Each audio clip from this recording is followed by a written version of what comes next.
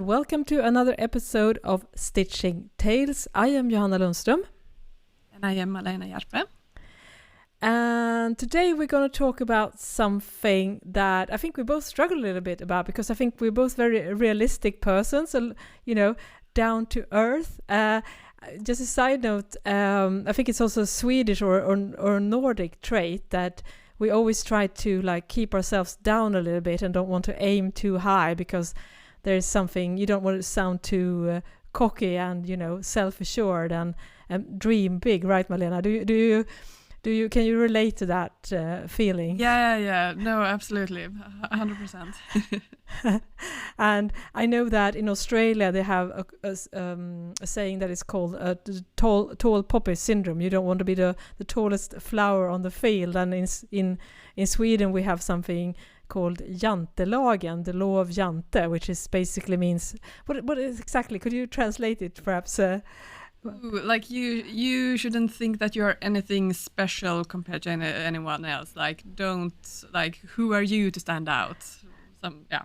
Exactly like that. You don't want to be that person who thinks that you are, something special. It doesn't mean that you're better, just special, right? It's very, yeah.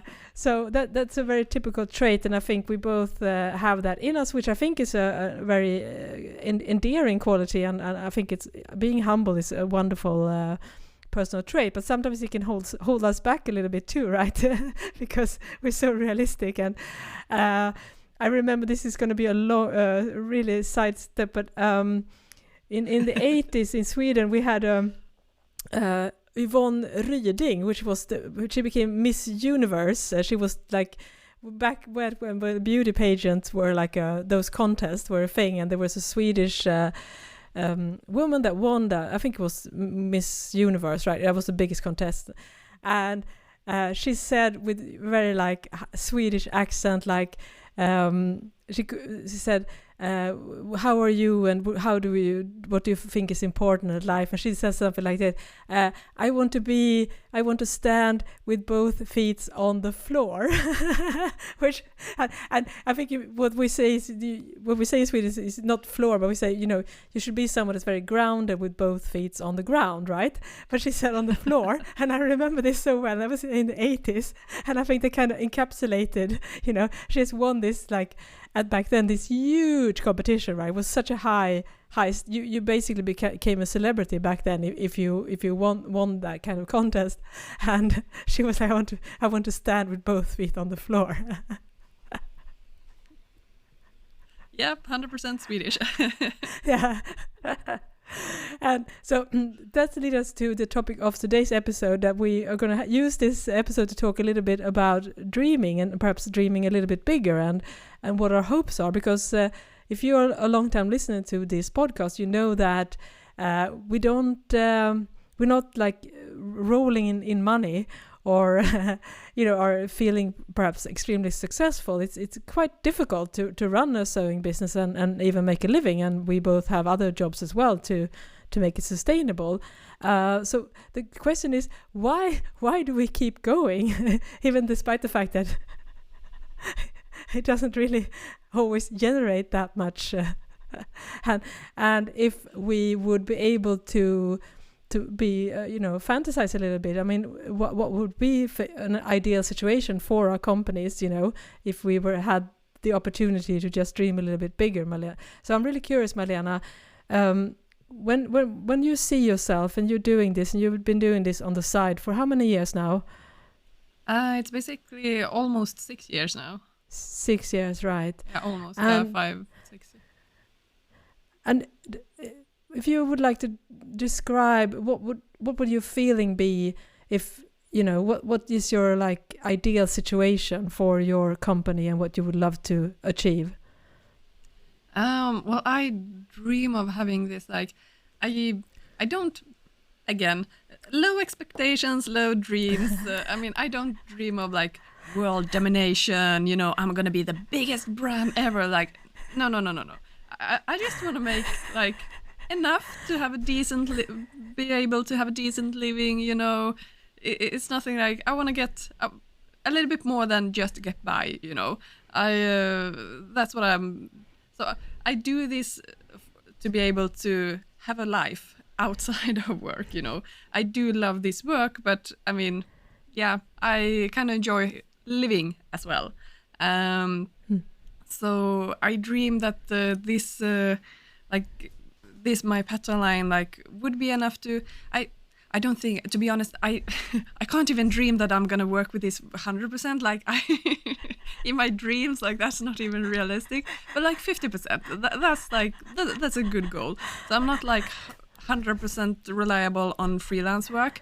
I think I would have a nice balance between having freelance work and having this pattern line, and be able to do both, but not think that okay, I have to take these freelance work because otherwise I can't afford a salary for myself, or just have to do like my own products have to sell, like, you know, have that pressure of they have to sell, otherwise I won't be able to have a salary again. So that like to release that kind of, to not have that stress and pressure that things need to perform for me to be able to have a salary. It sounds like a lot of it's a financial thing, but like having a, you know, a steady income, having like that takes so much pressure of you. It's for me that's freedom, because then I can choose to do whatever I want. It's so like 50-50. That's my that's my future dream. Yeah, 50% like steady income in a day job situation, and 50% having your own company. And it's still like 100%. It's still like my own business, because the freelance work. I mean, still I am my own boss when it comes to that, but I do work for other people then. But I don't want to be. It's so nice to actually be your own boss and to be able to decide when you're gonna work, and like if you have an appointment, you don't need to ask permission to go away to the dentist or take your kids to the doctor or whatever. It's just like, okay, this is how I'm gonna plan my week, this is where I'm gonna work when and everything. And to be able to plan that yourself, that is like such a freedom that I really do enjoy. So to be my own boss, it is, I mean, it's a lot of pressure and responsibility, but it's kind of nice as well. So I don't dream to be employed, to be honest. You're over that right now. Yeah. Because you have been doing freelance for several years now. I mean, how long have you been a freelancer? It's quite a long time now. Yeah, 6 years. Yeah. So that's really interesting. And apart from like monetary things, do you have are there any other things that you would find like really, really satisfying? I mean, obviously the money is something, but are there other things like creative satisfaction? I guess because when you're doing freelance work for other clients, you are not in control over your the work that you do, because you're doing that with other people's ideas. I mean, how does that play in part to this as well when you want to work on your own things? Well, that's a little bit funny, because we talked outside of this pod. We discussed a little bit about. You said something very funny that usually when you work for other people, you have to. I mean, you don't decide what you are going to do. You just have to do what's given to you, and then people do on their own. They do more elaborate things, like, you know, they take out their creative freedom and do really like. Bigger things. For me, it has been the opposite. I mean, it has been such a nice thing to work with H&M when I work a lot with the design department when they do the guest design collaborations. And I mean, you can't get any more like, how to say, the things that you do there is like, oh my God. It's like such creative, such I get so much my creative outlet out there. My first patterns, a t-shirt and a pair of basic joggers. Like my personal style, it's like so much more Not modest, but you know, less is a lot less more. So in freelance work, I do more is more, and like the big things, and then on my own things, I'm like, yeah, creativity. Let's dial it down a little bit. Let's just go back to the basic, which usually, you know, is the opposite. But yeah. Let's see how it goes in the future. I do want to do more elaborate things as well for my own brand, but yeah, it was kind of a funny balance. It's like the completely opposite. I do more basic and easy things for myself compared to at work. Yeah, you get paid to be like super creative and imaginative, and then then in your own business you try to keep it simple. Exactly. Yeah. It's a little bit opposite how it used to be, but the thing is, like, I love to work when other people tell me what to do. They don't tell me how to do it, but like, this is what we want. Create it in whatever way you want to do it. Like, that's for me. That's really, it's such a joy, because I don't have to take the creative decisions. Like, how should it look? Like, no, they have a complete, like, the frame is set, like, the goal is clear. I just need to figure out a way how to get there. And that's the process that I really do enjoy. Like, I'm not a designer. There's a reason why I'm not a designer. I don't have that creative mind thinking. Like, I really enjoy when someone else takes those decisions, and I just get to do the pattern making. But you, Johanna, you have more. You have more that creative side that you want to, you know, take out when you do your own work. Yeah, definitely. And I should say also, if you don't know, I do. If you're listening, not familiar with what I do, but I am. My day job is in a fairly creative field. I'm working in communication, and I used to be a journalist, so. A lot of stuff that I do in my day job is like visual and writing and communication and design. So it's not that too far removed from what I do in my own company. But yes, there are lots of limitations, because I have to do what my employer needs. And sometimes those are not things that I personally find enjoyable or interesting. And sometimes, as you say, it's also good, because it's nice that you have a very clear brief, so you don't have to figure out everything for yourself, because that's one of the stressful things of running your own business, is the fact that you have to be your own problem solver all the time. Whereas when you're working with a organization or a company, then other people will also take care of stuff. So that is definitely something that I can totally appreciate And my journey has been very much off and on this dream of having my own sewing company. So I've been having a day job for most of the time that I run The Last Stitch. I think in this iteration, I think it's 8 years now I've been doing this. And apart from 1 year, I've always had a day job. And it's been basically for me a constant struggle, because I personally do dream about doing this full time, but I have to figure out a way of making it sustainable, and not just financially, it isn't sustainable right now to have a full-time salary from it, but it's also the fact that it can get quite lonesome and exhausting to have to do all the things yourself. And I've struggled with burnout several times, where I kind of lose my mojo and I don't really feel motivated. And so that's one of my challenges as well, that I would love to run my company full time, and I think for me I would definitely focus on the educational stuff. I mean, my vision for The Last Stitch is basically like a one-stop place for very in-depth, specialized sewing teaching, regardless if it's in book format or in video or as a blog content or, you know, in social media, whatever.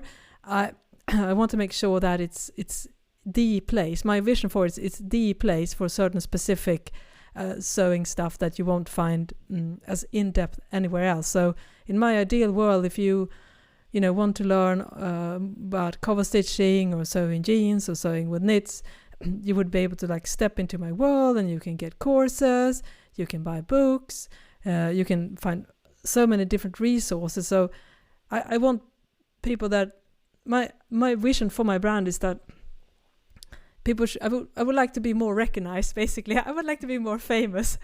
Now I'm going to step out of my comfort zone here. I still feel right now that I'm not famous enough in the sense that I don't think that my brand is a household name in any sense of the word. I do have an audience, and it's substantial, and I've sold a lot of books and I have a lot of followers, but I still feel that most people in the sewing community have no idea who I am, and I feel like I deserve more because I feel like I do put so much effort into this, and I feel like some of the stuff that I do is definitely a standout thing, and so that's my my goal for this is that maybe obviously not in 8 years time, but maybe in 15 years time, more people will be like, I wonder if Johanna has put a resource out there for this, and being assured that this will be like the best resource for that particular sewing technique. And so that's my like big vision. I would like to be that like first place to check if you want to learn certain things. Not everything in comes to sewing, of course. I mean, I'm not saying that, but for certain specific areas where I feel I have a lot of knowledge. So yeah, if I should dream big, that's my goal, to become a household name. Yeah, but I totally understand that desire to be the go-to person. Like I have that again. Like it's a little bit of an ego thing. Like I want to be that person that they're gonna come to me to ask the questions about sewing or pattern making when it comes to jersey or knitted fabric. Like I want to be the first top of mind person that people let's ask her, she knows. Like I totally understand that. yeah you feel the same way, and I guess that kind of drives us in a way.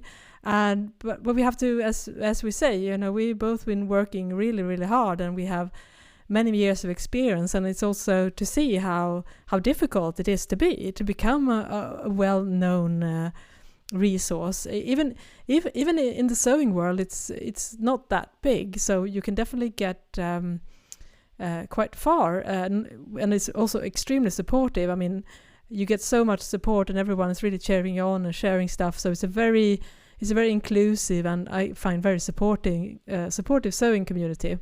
But yeah, still, it's really lovely.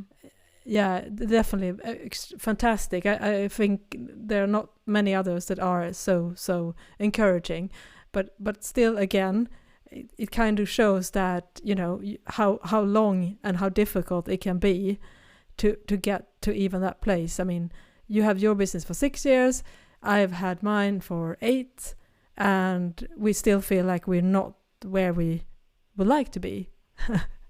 In that case, in that sense. But that's will you ever be there?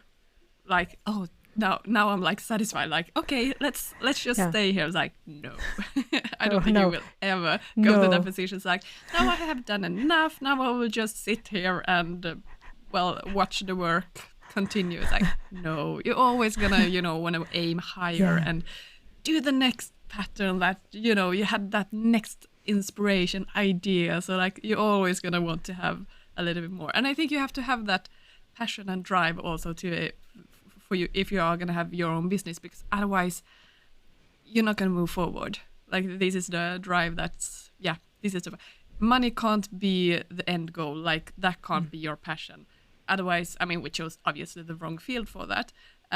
You have to be passionate about what you do, and you want to create that next thing.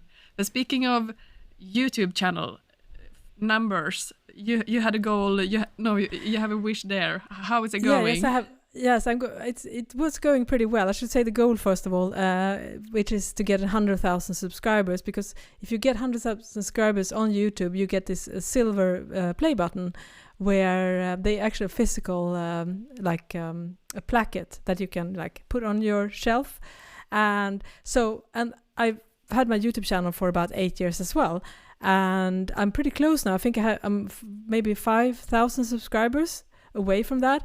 And I did make a push earlier this year to put out more YouTube content, but of course now I kind of like lost the traction.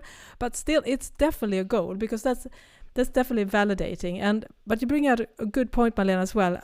I think a typical trait of being an entrepreneur is that you're never satisfied. So, for instance, in this case, even if I get 100,000 subscribers, I will still, have the goal. I always want to make that my next video should be better and more helpful than my last one, and like push myself when it comes to quality and content. So yeah, it's very much. I think that's totally the biggest driving force, that you always want to improve. We always feel like the next pattern or the next book is gonna be the best one, right? So, and you have to. I think that's an incredibly important personality trait. I think. As you say, because even if I would become a household name in terms of certain sewing techniques, I still feel like I would always want to do, my next like sewing course, it's going to be even better and even more instructive and have even better visuals and curriculum. So yeah, you're totally right. I don't think neither one of us will ever be like satisfied, because that feels a very strange feeling. I'm not familiar with that one. Yeah, and it different type of companies. Like you have your startups, and then you have like your companies that are just maintaining the work, like everything is going well, and it's like I think I always thought that that's what I want to be like.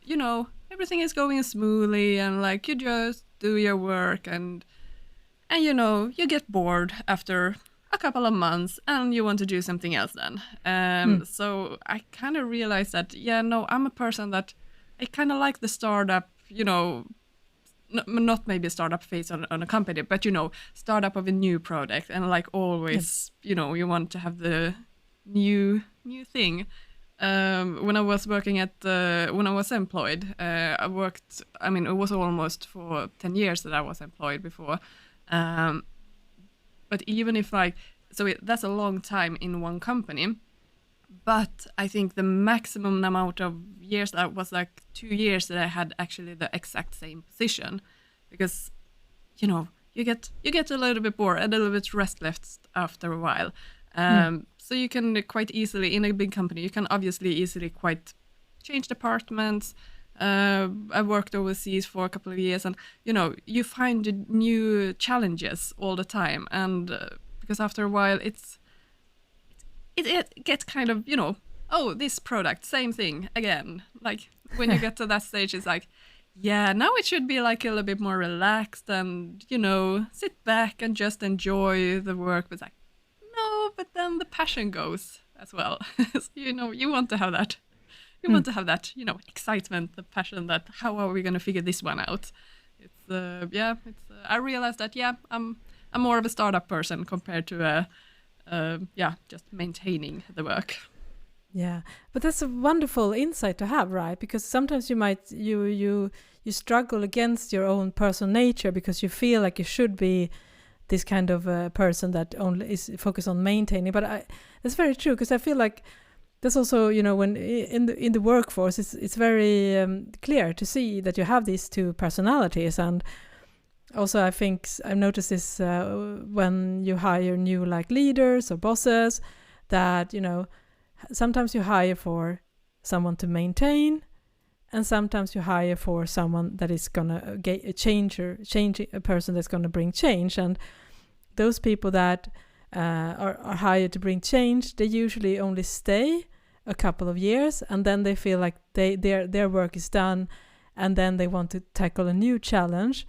Whereas more of a maintenance leader can stay in the same position for 10 to 15 years, I'm not saying that this is like a very straightforward generalization. It's maybe a bit of a generalization, but I've noticed that this is two very different personality traits, and understanding that, I think it's super important, because then you can like, okay, yeah, but that's my skill set. I want to like change and have new challenges and learn new stuff rather than, you know, doing the same thing over and over. And we need to have both type of personalities. But I guess that's the entrepreneurial mindset as well. I think that if you want to be an entrepreneur, I think you have to have that curiosity and, you know, eagerness to try new things and never like stagnate in a way, because you can't really do that. I don't think you would become an entrepreneur unless you had that kind of a drive and that passion to create new things, whatever those are. But yeah, I definitely think all entrepreneurs have that kind of gene inside them. I totally agree. And I should also say, speaking of my situation, as I said, right now I'm working 60%. I have 2 different day jobs at the same organization, and then I work on the last stitch the rest of my free time. And one of my constant challenges has been to balance the day job situations and the last stitch and trying to get all the things done. And it's never been a straight line for me. It's always been a challenge. So I've had periods where I worked full time at the day job, and then this on the side, which I can never ever do again because I would get totally burned out again. And then I've had periods where I've been off my day job and worked full time on the last stitch. I've had at least 2 longer sequence doing that. One was half a year, and then I think I had about a 1 year period where I did that. So now what I have been struggling with, and I think if you listen to this previous episode, I think you when we talk about updates, you can probably hear in my voice always that I'm kind of always struggling, and I always feel a little bit frustrated because I can't really make big strides in my company right now because I don't have enough, not just time, but I would also say energy, because I'm just also getting older. I can't like work every single day anymore, and I want to like have a couple of days off in every week. Like, even though I work weekends, I don't want to work all the time. So I had a really bad cold a couple of weeks ago, and I think that was also the result of me being really stressed at my day jobs and being quite like exhausted in general. So I came to the decision now, and also we have a new project, Malena, that we are just talking about. It's a secret right now, but we're definitely going to share more in the future when we are getting started, which is also going to take a lot of like time and energy. Plus also I'm doing a big jean sewing course right now, and I was like, I just realized when I was at my lowest point here during the cold that I was like, you know, I can't do this. Like there's no way I'm going to pull all this off. It's just something have to give. So what I'm end up doing now is that I'm actually going to take some time off my day job. I'm not going to leave my day job, but I'm going to take some time off my day job for 6 months. Starting in October is the plan, and I've spoke to my boss about it. So that's going to be a really nice relief. And the wonderful thing is that I will be able to keep my day job. So I'm not like taking a huge financial risk, which I'm a single person household. I don't have anyone else that can pick up any bills. So I'm the only one. I'm the sole provider. So I need to make sure that I have a steady income. And you know, whenever you're running a company, it's very volatile. I mean, things can change, and as we all know. So that's really good, and I have the runway financially to take some time off again now. So I feel that's like a big relief for me, and I feel like if I'm able to get going on the project that I just mentioned, I know I'm going to make strides. So hopefully then I can do a push again, go back to my day job and see how that feels. But every time I do this, I know that I make small but important steps forward towards my dream of actually having a full-time business. So that's my hope right now, that I would actually be able to make another like push for the last stitch. So I'm very excited about that, and I'm so happy it was a blessing in a way that I got that cold, because I had to get hit in the head sometimes to learn my lesson. It's funny how those lessons, you need to learn them and learn them again and again and again. It's like, oh, right, I knew this, but... Yeah, it's so interesting, and I feel like it's such a constant struggle. I had a conversation with my neighbor. She's a young woman in her 20s, and I was like, yeah, I can so relate to all the stuff that you're talking about. I'm still struggling with the same things. For instance, getting like working too much and not feeling you have enough free time. And I'm like, I'm in my 50s, and I'm like, I'm in the same boat. That's going to be amazing then to have, you're going to take, is it half a year, right? Yes, half a year. And just focus on your own business. I mean, that's going to be amazing. Just to have that mental headspace also, not just the hour, but to just focus on your things now. And I mean, you know exactly what you are going to do as well with the, I mean, you said you have the jeans course, for example. You're filming it right now, right? Yes, exactly. So if you're watching this on YouTube, you can, I'm going to move here. I actually did a little bit of a cleanup, but as you can see, I'm a very messy sewing studio right now. So I'm spending, so I have a vacation in quotation marks from my day job. This is my summer vacation, and I've spent every day in my studio filming this jean course, which again gives you a little insight of the realities of, running a business and having a day job. So this is my holiday basically in the studio. It's a sewing holiday, but yeah, it's gone really, really well. But it takes so much time, and I definitely want to release this jeans course this year. And without having this extra time now in the fall, I wouldn't be able to do that, because just filming this has, it's a 2 weeks process just filming the first part of the course. So yeah. I need the time. I can't do this just on the side. No, and I can imagine, like, you really, especially now, I mean, then in the fall that you are going to edit and clip and make the courses, like, you need to be in the zone when you do that. You can't like hop in on and off and pick it up 1 week later or take it 2 weeks. Like you need to be so focused when you do those kind of work that it would be impossible, to do it on the side. So I'm looking forward to it. It's gonna be good. Yeah, thank you.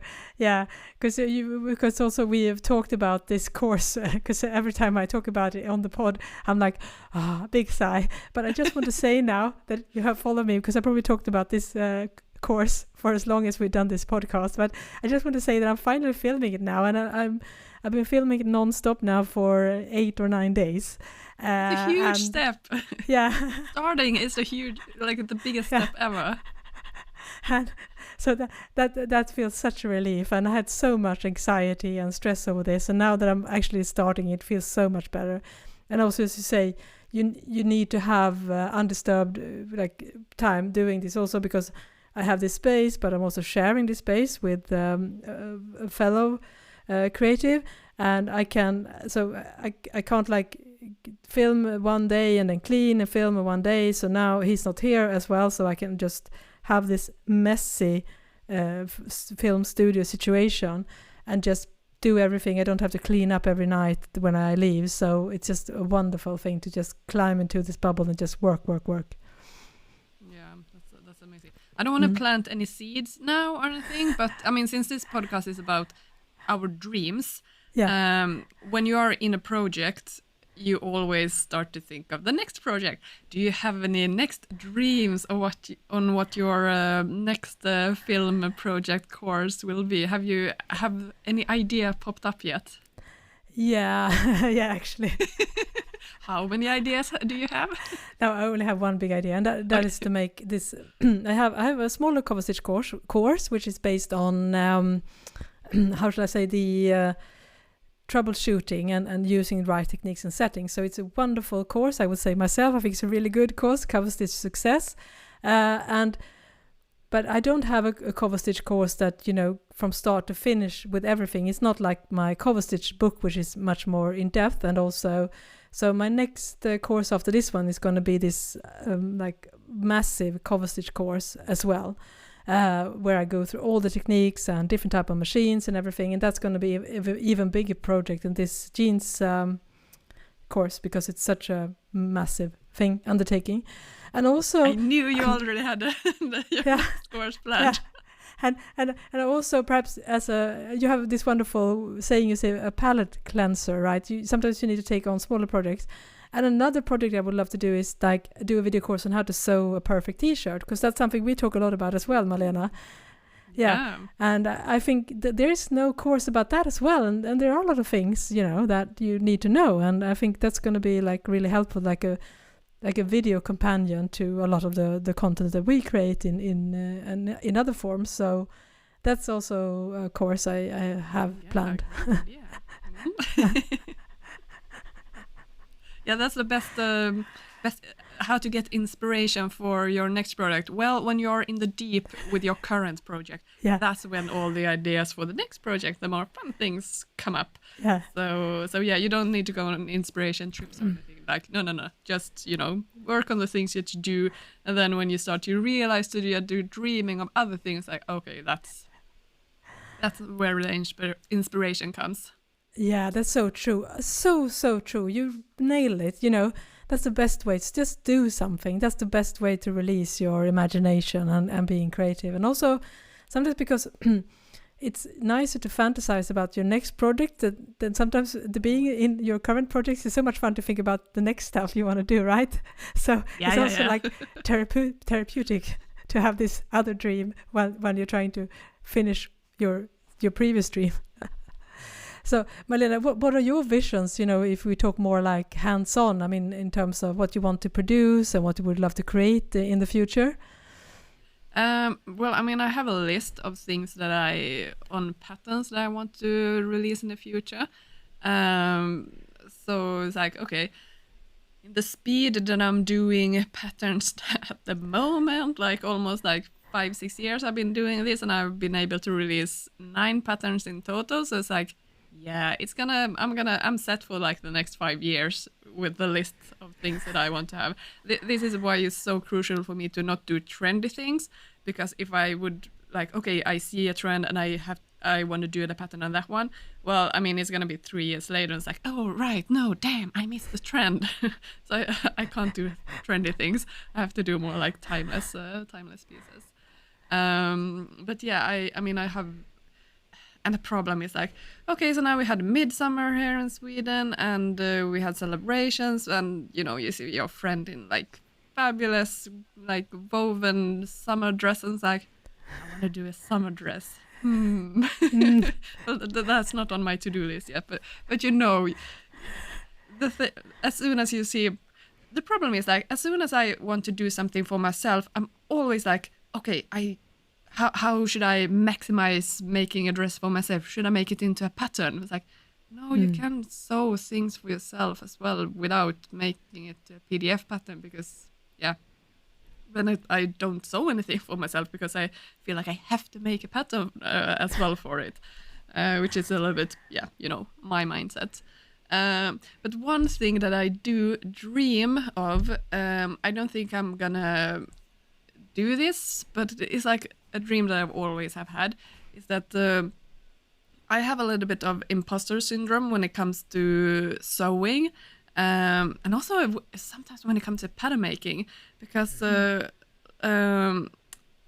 education that I got is more into, it's not design, it's formgivning in Swedish. I don't know exactly how to translate, but it's more like, it's more a little bit more towards design. I have, of course, taken a few pattern making courses during my education, but it's not like a full-on focused pattern making education that I have. So I still feel like 15 years later, it's like, ooh, well, I mean, yeah, I work as a pattern maker, but I'm not like, I'm not educated for this, but yeah, I'm one of those person who like, well, if you have an education, then you could put like stamp of approval, like, yes, you can call yourself a proper pattern maker. It's like, well, I've been working with this for 15 years. I can call myself a pattern maker. But you know that feeling that you have. But I dream of becoming or like having proper education as a seamstress or as a tailor. I want to, maybe not jackets, that I'm not so like proper suits, like I'm not so interested in that, but being able to make like really like having a proper techniques for making dresses and like really a tailor. I would I kind of I miss having that education like that I would really like to. I dream of having that in the future, be able to, because I can create patterns for like advanced things, but I wouldn't know even have to sew it myself. So I would like to be able to do both. But I mean, it's a dream. I reality check like when would I have the time to do that? But you know, if you are gonna dream, that would be such a nice thing to have. Yeah, that sounds so fun. And you know, also to be that lifelong learner, right? That, you know, because obviously a lot of us study maybe in our 20s, and then we go ahead and join the workforce, and maybe we have a family, and, you know, our lives are really full, and you don't have a lot of time, and you can sometimes miss that, right? To be in that kind of school environment and learn things, because that's such a nice bubble in a way to step into that. And I totally get that, you know, to have missed that. And I should also say, of course, now you still have young kids and everything, and as someone who is now have grown-up kids that are an empty nester, I can say that there will be time, Malena, one day. I know that doesn't feel like it right now, but sometimes. So, and also, you know, wonderful thing, you know, when you retire, right, to have to just keep on learning and do all that kind of stuff. I think that's, to me, that's a very appealing thought, right? To maybe join like a tailoring school when you retire or something like that. That would be amazing. Yeah. And also like when I learn things, like it's not a nice process for me.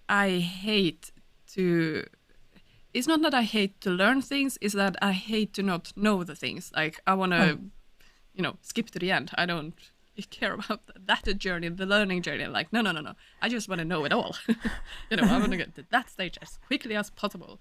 So like the learning process is like, it's more frustrating for me. It's like, yeah. I just want to get it done, you know. So that's usually like also why I do it kind of focused and like quickly. I want to learn as much as possible so I can know it. Like that's, I like the end goal of that. But yeah, I really, it would be so nice in the future to be able to have that, to be able to sew more and sew it properly and know exactly what I'm doing. Yeah, that's also. Do we ever know exactly what we are doing? Yeah. Know enough so you can wing it the rest of the time. Yeah.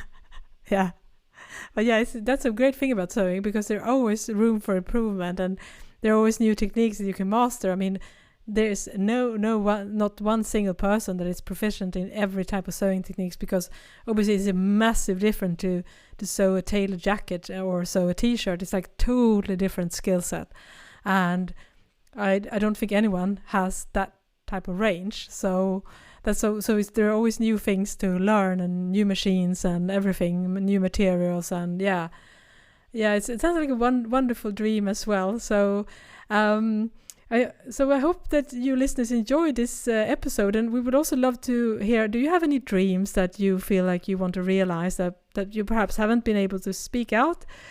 This is a safe zone to do this. You can do it either on our Instagram account, Stitching Tales Pod, or on our YouTube channel, Stitching Tales Pod. We can comment, because we really love to hear your thoughts and dreams and things like that, because we can allow ourselves to dream big. It's not scary. I think it's a nice. I really enjoy talking about this. I feel a little bit freer now, Malena, that we actually. Yeah, and that's the thing. Like, we need to have both goals. Like, that is like a set goal, like, and we work towards and we want to achieve. But dreams, I mean, you can dream whatever. You don't have to even have like, I have at the moment like no ambition to actually execute some of the dreams that I have. But it's still nice to just, you know, play around with your dreams and just have them like a fairy tale that you can, you know, it's nice to think about. You don't have to do it. I don't feel like I have to do anything about some dreams. Like they can just be dreams, and it's just wonderful to have. Yeah, I actually think there is a psychological effect of this as well. I've understood. I've listened to an interview with a happiness a researcher, scientist, that just thinking about stuff and looking forward to things that hasn't even happened can improve a feeling of satisfaction and happiness. So there's nothing wrong about dreaming and having fantasies. In fact, it's probably healthy for you. Yeah, I think so, definitely. Okay, thank you so much for listening to this episode. I am Johanna Lundström. And I am Malena Hjerpe. Bye-bye. Bye-bye.